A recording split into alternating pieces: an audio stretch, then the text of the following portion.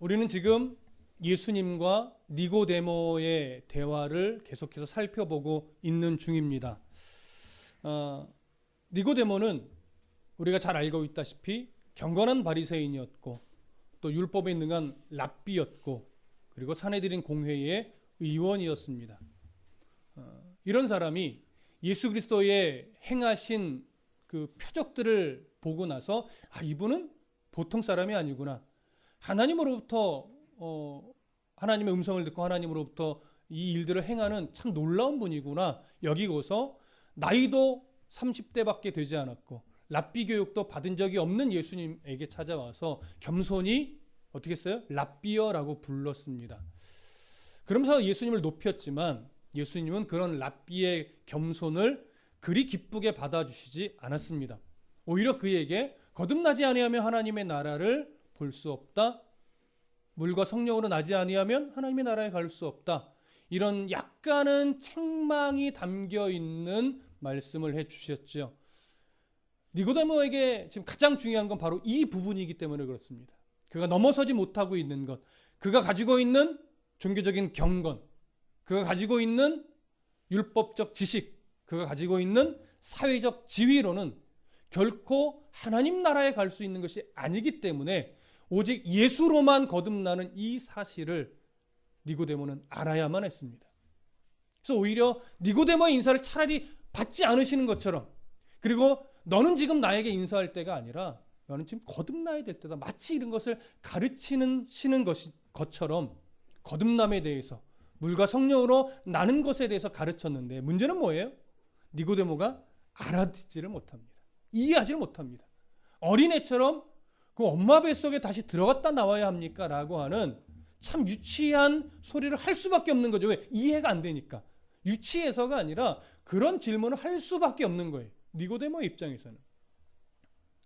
그런 니고데모에게 예수님은 인자가 하나님의 아들이 십자가에 달려야만 된다는 사실을 사실은 가르쳤는데 그 말조차도 이해를 못하는 거예요.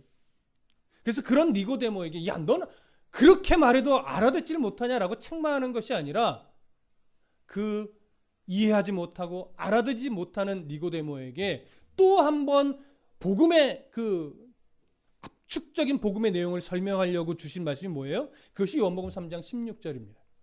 하나님이 세상을 이처럼 사랑하사 독생자를 주셨으니 이는 그를 믿는 자마다 멸망하지 않고 영생을 얻게 하려 하심이라. 복음의 진수라고 말씀드렸습니다. 복음 중에 복음이라고 말씀드렸습니다.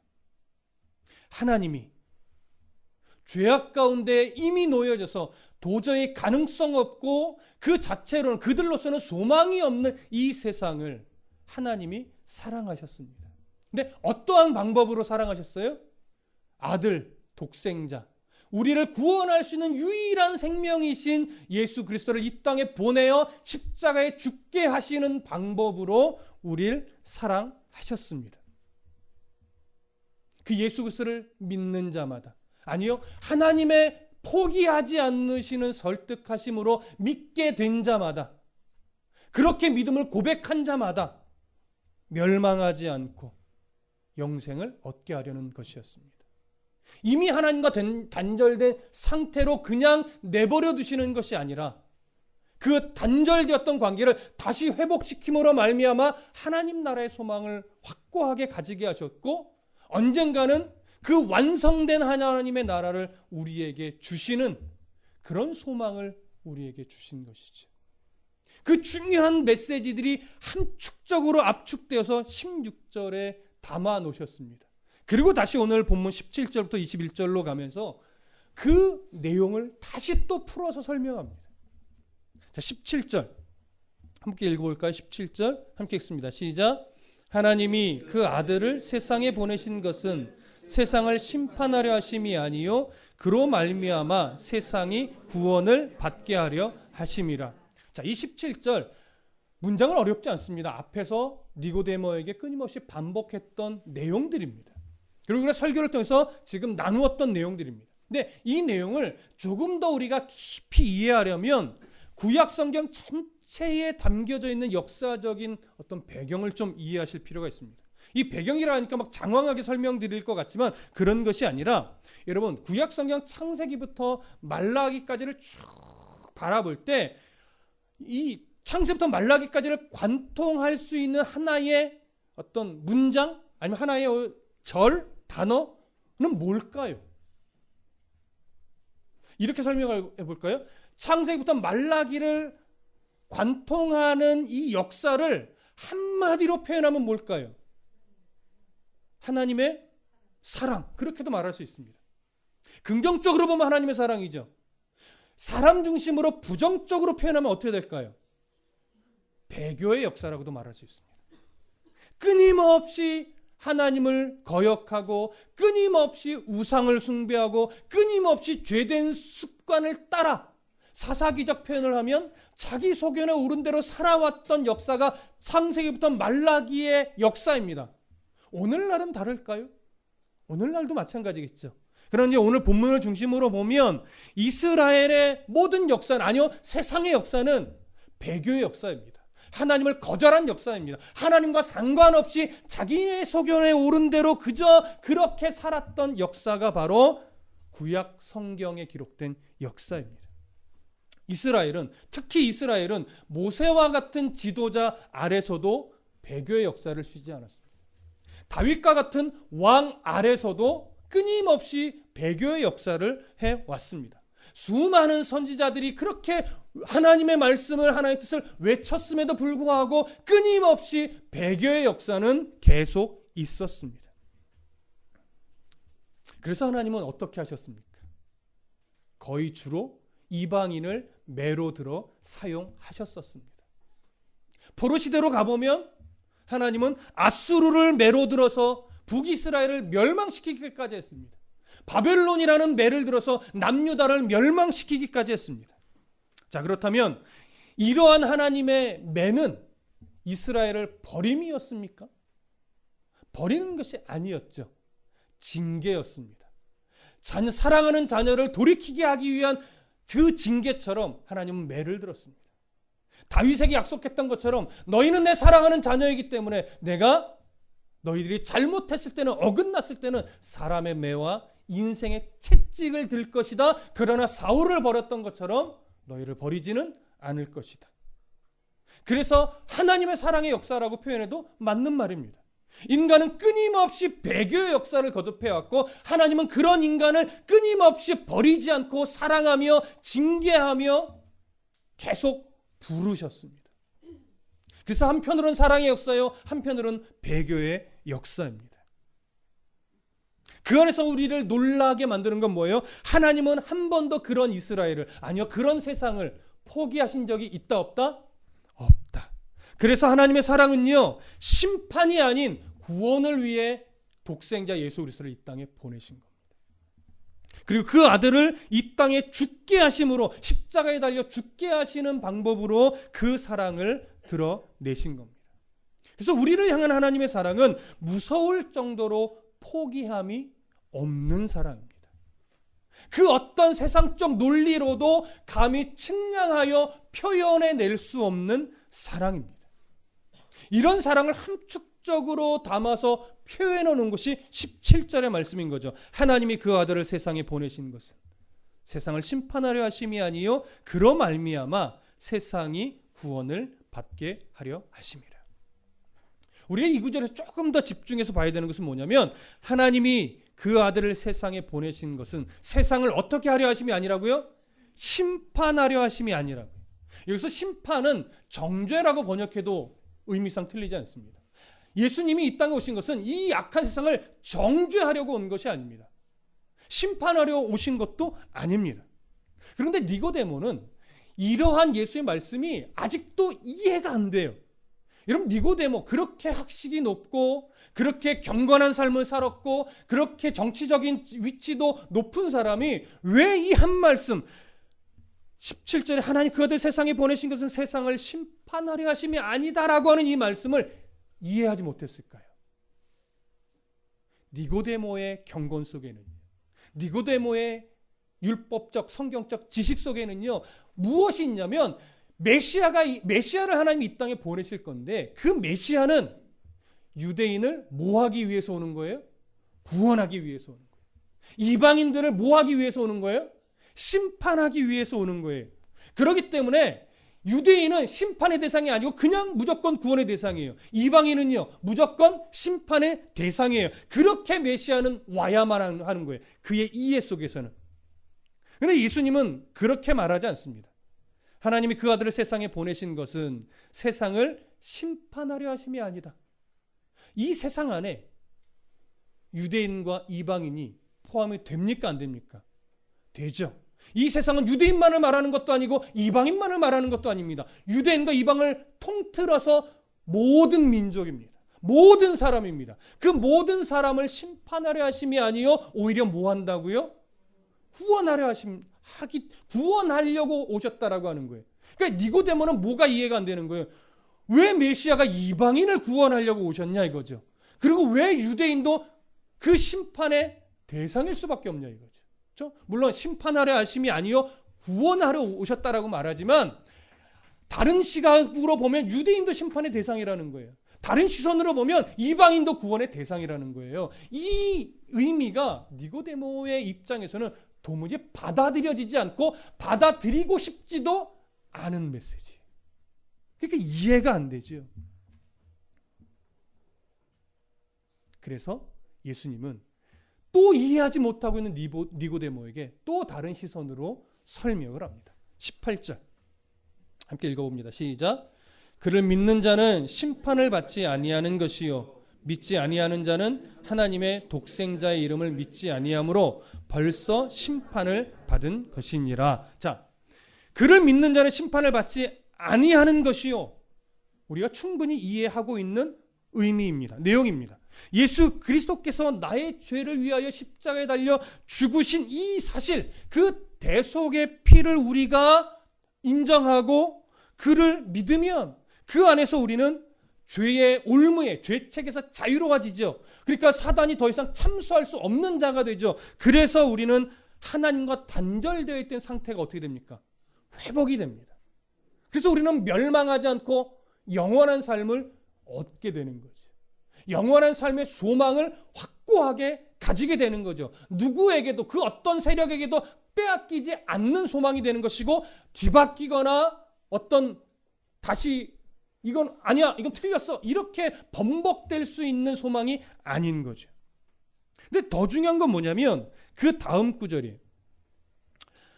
하나님의 독생자의 이름을 믿지 아니함으로, 그러니까 믿지 아니하는 자는 하나님의 독생자의 이름을 믿지 아니함으로 벌써 뭐 한다고요?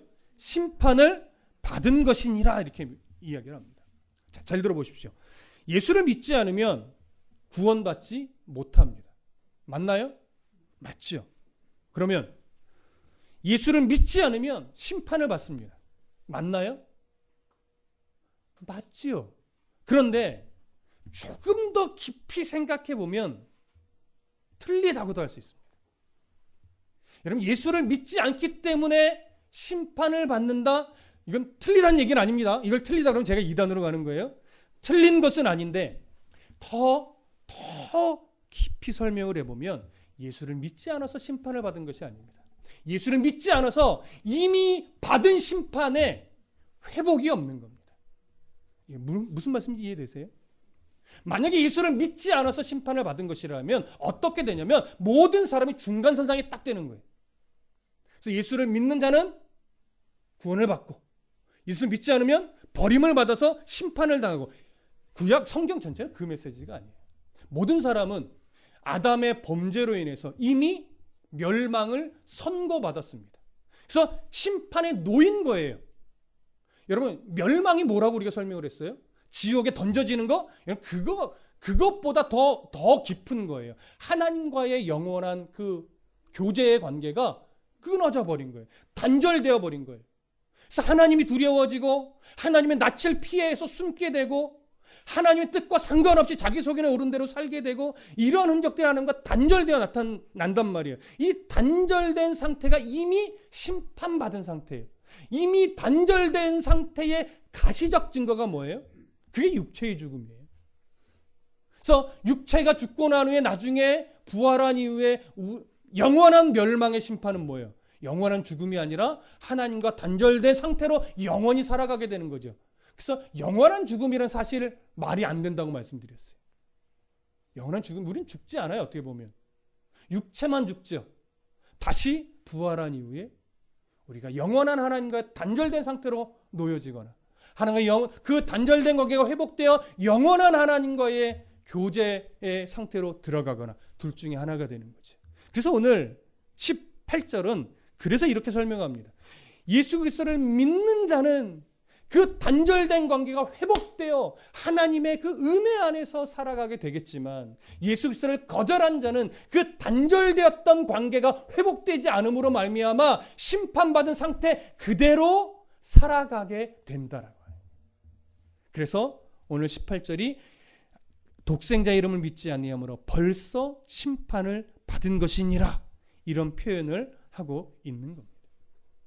그럼 우리는 뭡니까? 예수 그리스도를 믿음으로 말미암아, 아니요, 하나님의 설득으로 믿게 되어서 결국 우리는 그 단절된 관계가 회복된 자예요. 근데 문제는 뭐예요? 회복된 자로서의 그 풍성한 은혜의 삶을 우리가 누리지 못한다는 게 문제인 거죠. 그걸 잘 누려갈 수 있어야 되는데 우리는 상황과 형편에 자꾸 올무잡혀서 그 누림을 잃어버리고 그냥 전전긍긍하고 염려에 빠지고 근심에 빠지고 아픔과 슬픔에만 젖어서 살아가는 인상이 자꾸 된단 말이에요. 성경은 그걸 끊임없이 일깨우는 거예요. 너는 그렇게 부정적 인생이 아니야. 하나님이 너를 구원하려고 어떻게 하셨는데 유일한 구원을 이룰 수 있는 생명이신 예수 그리스도를 이 땅에 보내요. 너를 구원하려고 십자가에 달려 죽게 했는데 마치 너의 인생이 버려진 것처럼 너는 오해하고 슬픔에 젖어 사는구나. 그러지 마라 이거지. 너는 이미 하나님과의 관계가 회복된 자야. 그 회복됨을 누린다는 것은 뭘로 세상 가운데 드러내는 거예요? 연연해하지 않는 거예요. 그거 별거 아니에요. 그거 없으면 불편하지. 근데 그것 때문에 나를 하나님이 죽이시지는 않아요. 그렇죠? 그러니까 있고 없을 문제가 아니라 하나님의 은혜를 내 가슴에 담고 내 소망이 하나님 나라에 있다는 것을 분명하게 알면 우리는요, 그 정도쯤이야. 이것이 입술에 달리게 됩니다. 에이, 그 정도쯤이야. 그거 별거 아니야. 날 사랑하시는 예수 그리스도의 은혜가 내 안에 이미 가득한데 그거 별거 아니에요. 여러분, 이런 표현이 좀 우리 입에 좀 이렇게 자주 담겼으면 좋겠어요. 그거 별거 아니에요. 유행어 만드십시다. 유행어. 그거 별거 아니에요. 그렇죠? 그거 별거 아니에요.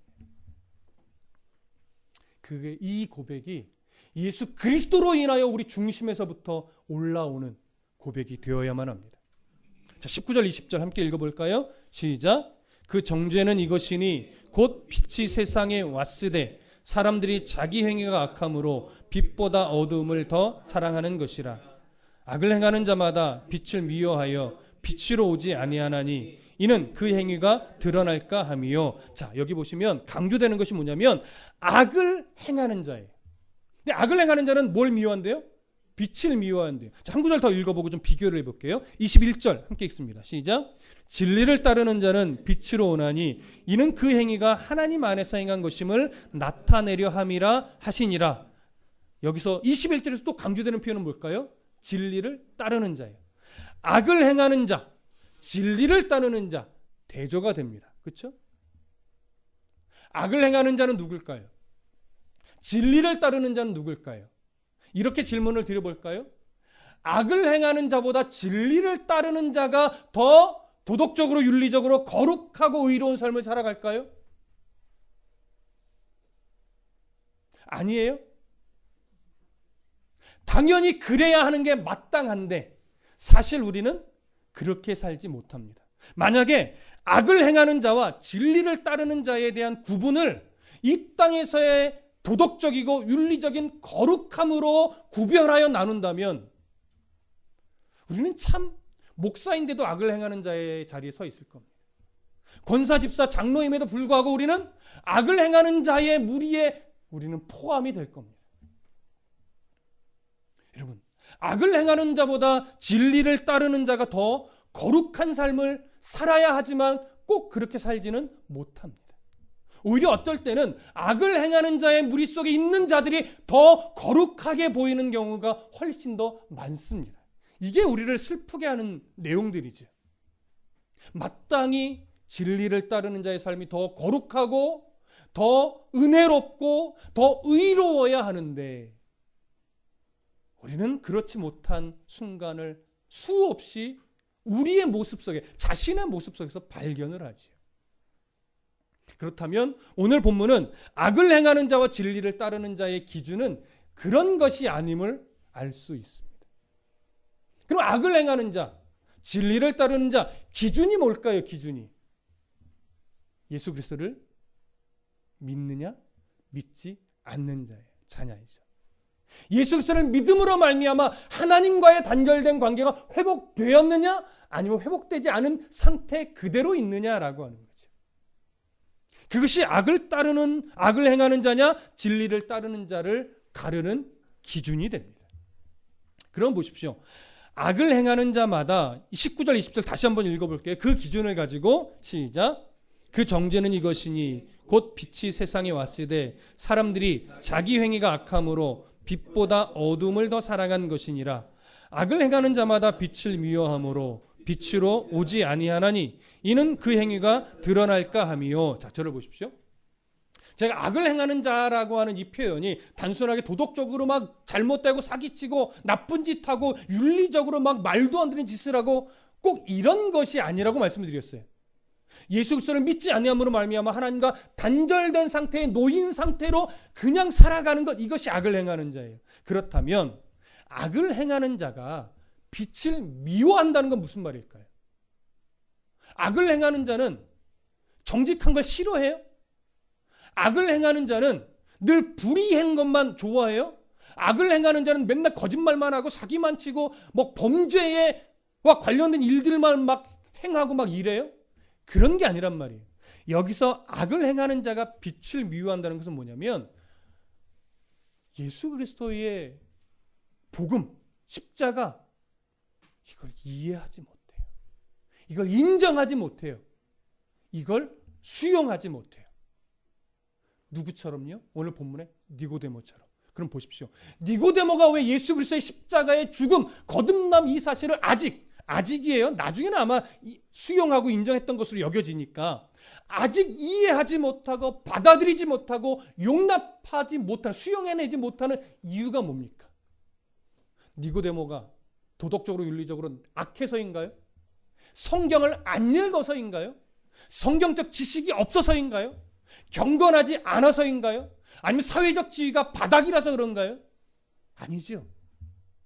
니고데모는 바리새인으로서 누구보다도 종교적 경건이 깊은 사람이었습니다. 세상에서도 깊은 존경을 받았던 사람입니다. 율법적으로 성경적으로 랍비이기 때문에 또 유명한 랍비였기 때문에 그는 성경적 지식은 누구보다도 탁월했습니다.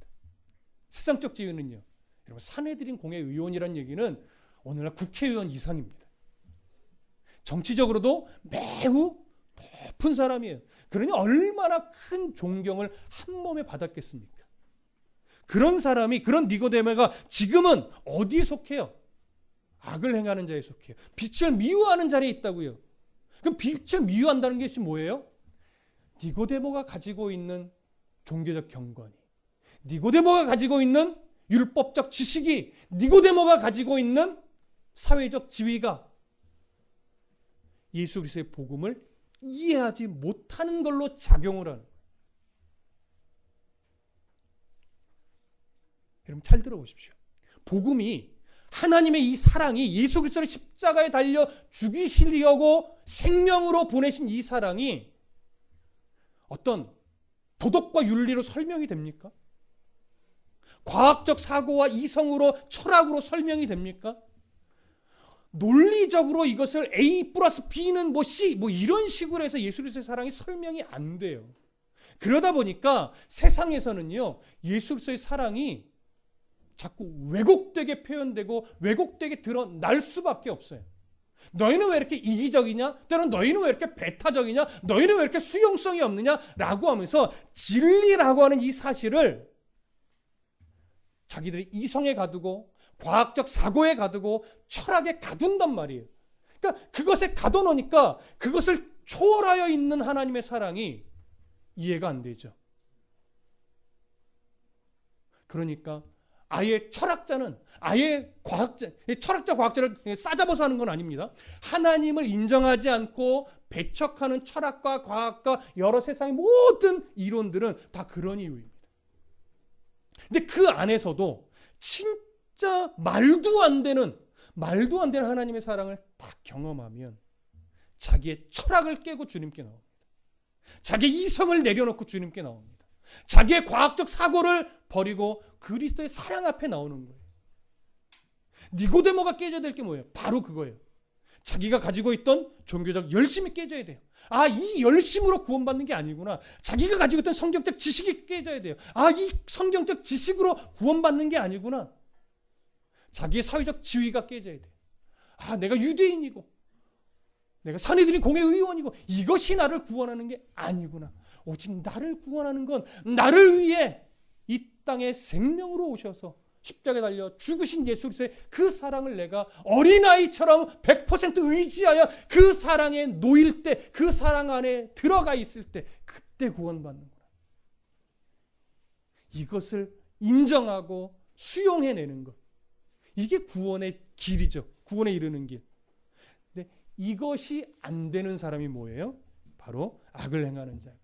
그래서 예수 그리스도께 나오지 못하는 것, 그래서 그것 때문에 자기가 가지고 있는 것, 자기의 이성, 자기의 판단, 이런 것에 갇혀서 예수 그리스도 앞으로 못 나오는 것, 이게 뭡니까? 이게 빛을 미워하는 거예요. 여러분, 우리가 예수 그리스도가 바라바를 이야기할 때 그 말씀드렸죠.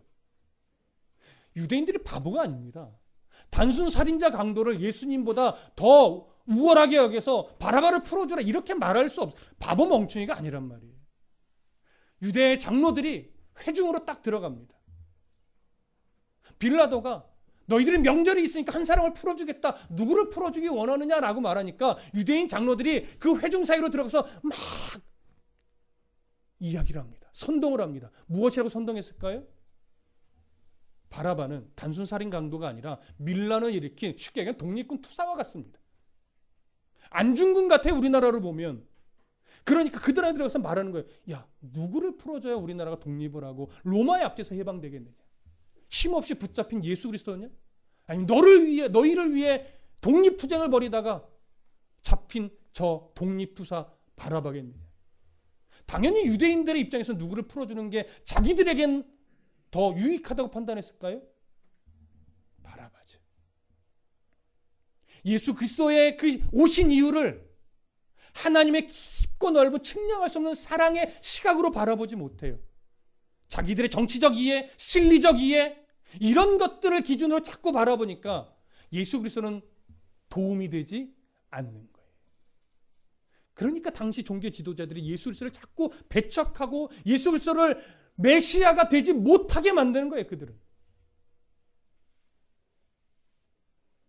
우리가 다를까요? 여러분들 안에 예수 그리스도가 정말 메시아입니까? 여러분들 안에 예수 그리스도가 정말 구원자입니까? 여러분들 안에 있는 예수 그리스도가 정말 돈보다도 소중한 자입니까? 대학교보다도 소중합니까? 사회적 지위보다도 소중합니까? 예수 그리스도가 정말 직장보다도 소중합니까? 노후 대책보다도 소중합니까? 우리 솔직하게 우리에게 물어야 돼요. 우리는 입술로는 그 무엇보다도 예수 그리스도가 소중합니다라고 말하지만 삶의 흔적을 보면 그래도 예수 그리스도보다 물질이 좀 있어야 돼요. 예수 그리스도도 중요하지만 그래도 일단 좋은 대학은 가고 봐야죠. 예수 그리스도를 믿는 것도 중요하지만 그래도 좋은 직장은 좀 들어가야죠. 예수 그리스도를 믿는 것도 중요하지만 노후 대책은 좀 해야 제가 마음 편하게 예수를 믿을 거 아닙니까? 여러분, 돈 없으면 예수 그리스도 마음 편히 즐겁게 못 믿습니까? 좋은 대학 못 가면 예수 그리스도를 기쁨으로 섬기지 못합니까? 성경은 아니라고 하는 거예요. 예수 그리스도를 믿는 것도 중요한데 그래도 이게 있어야죠라고 말하는 그 내용들이 통틀어서 어디에 속해요? 악을 행하는 자마다 빛을 미워하는 자의 부류에 속할 수 있다라고는 경각심을 우리가 가져야 돼. 경각심을. 그래서 21절 진리를 따르는 자는 빛으로 오나니 라고 말하죠. 그 행위가 하나님 안에서 행한 것임을 나타내려 함이라 하시니라. 여러분, 진리를 따르는 자의 특성은 뭐냐면요, 빛 가운데로 나아오는 거예요. 그러면 진리를 따르는 자, 예수 그리스도를 믿는 자, 인정하고 수용한 자, 그들이 빛 가운데 나온다는 건 뭐예요? 우리의 행위가 옳아서, 우리가 늘 거룩하게 살아서 하늘을 우러러 한 점 부끄러움이 없는 삶을 살아냈기 때문에 빛 가운데 부끄러움 없이 나오는 거예요? 아니에요. 여러분, 진리를 따르는 자의 특징은 뭐냐면요, 오늘 넘어져서 하나님 앞에 너무나 내 소견에 옳은 대로 살았는데 그것마저도 품으실 예수님의 사랑을 알기 때문에 그 앞에 나오는 거예요. 그래서 기꺼이 책망받는 거예요. 하나님, 제가 이렇게 연약해서 어제 이렇게 넘어졌어요. 하나님 도와주세요. 그랬더니 그래, 한다. 내가 그것 때문에 십자가에 죽지 않으니 다시 일어나라. 내가 너를 응원할게. 내가 네 오른손 잡아줄게. 걱정하지 말고 그거 별거 아니야 라고 하는 이 유행어를 네가 입 밖으로 내뱉으면서 그렇게 또 성도답게 살려고 하는 씨름을 해라. 뭔가 잘한 거 있어도 그게 내게서 나온 잘난 자랑거리가 아님을 알고 겸손히 주님 앞에 나오는 거예요. 부족해도 못나도 연약해도 없어도 세상의 약자여도 날 사랑하시는 주님이신 걸 알기 때문에 그 주님 앞에 그냥 내 모습 이대로 나오는 거죠. 세상 사람들보다 더 깨끗하게 못 살았어도, 더 거룩하게 못 살았어도, 또 이런 나를 품으시는 하나님 앞에 기꺼이 나올 수 있는 것, 이게 진리를 따르는 자의 특성입니다. 우리가 이걸 또 이용하면 안 되죠. 아, 괜찮아, 내일 교회 가서 회개하면 돼. 이런 습성은 어디에 속해요? 이건 악을 행하는 자의 습성에 속하는 거예요. 그렇죠? 하나님이 그런 죄성인 우리를 바꿔가실 겁니다. 바꿔가실 겁니다. 여러분, 종종 이런 표현을 들어요. 내가 저 사람이 천국 가는 복음이라면 난 그런 천국 가고 싶지 않아. 여러분, 그런 소리 여러분도 가끔 하지 않습니까? 난 저딴 인간이 천국 가는 복음이라면 난 그 복음 싫어. 난 그 천국 안 갈 거야. 왜 그러는지 이해가 되죠. 저 같아도 저런 인간이 천국 간다면 도대체 하나님이 의로운 게 맞아? 저도 그렇게 말이 나올 때가 있어요. 근데 그게 옳은 말은 아니죠. 다른 시각으로 보면요, 저딴 인간도 하나님이 사랑하여 구원해 내시는데 그 사랑이 나를 구원해 내신 거구나. 그래서 하나님의 사랑이 정말 측량할 수 없는 사랑이고 어떻게 ABCD로 잴 수 있는 사랑이 아니구나. 나 같으면 저런 인간은 절대 사랑할 수 없는데 하나님은 저런 인간도 끝내 사랑하여 하나님 나라의 백성 삼으시네. 그 사랑이 나를 오늘도 구원하여 사랑하신 거구나. 이야, 하나님의 사랑 놀랍다. 이렇게도 고백할 수 있는 거 아니겠습니까? 우리의 죄성은 자꾸 부정적으로 가지만 우리가 하나님 설에 붙들리면 그 부정적이었던 시선들이 자꾸 하나님의 놀라운 사랑의 시선으로 바뀌어가게 되는 거죠. 그렇게 다듬어지고 바뀌어져 가는 것, 그것이 진리를 따르는 자의 특성입니다. 하나님 앞에 책망받기를 두려워하지 않는 성도, 하나님의 위로에 만족할 수 있는 성도, 하나님 때문에 내일이 보이지 않는데도 오늘을 소망 중에 살아갈 수 있는 성도, 이것이 진리를 따르는 자의 특성입니다. 여러분, 내일이 보이지 않습니까? 보지 마십시오. 그러면 무슨 말씀 이해되세요? 내일이 지금 보이지 않는다면 내일을 보지 마세요. 그냥 오늘날을 살아가 계신 하나님을 보고 오늘을 그냥 살아내시다 보면 어느 틈엔가 그 사랑으로 인해서 내일이 보이게 될 것이고, 그 내일이 보이는 그 은혜가 더 깊어지면 이제 모레도 보이는 거예요. 글피도 보여요. 그러다 보면 이제 뭐가 보이는지 아십니까? 마지막 때 내가 어디가 있을지를 보게 돼요. 마지막 때 내가 어디가 있을지를 보게 되면 내일 좀 안 보인다고 별로 염려 안 되는 거예요. 왜? 궁극적으로 내가 어디 있을지 아는데, 지식적으로 하는 게 아니라 이제 하나님의 은혜로 내 가슴속에 그 천국 소망이 확고하게 자리 잡으면 내일이 좀 희미해도, 모래가 정말 아직 안 보일 것 같아도 그 종착지가 분명하니까 오늘을 소망 중에 진리를 따르는 자로서 빛으로 나아가며 살아갈 수 있는 힘이 생기는 겁니다. 이런 은혜가 저와 여러분들 가운데 깊이 풍성하게 일어나기를 소망합니다.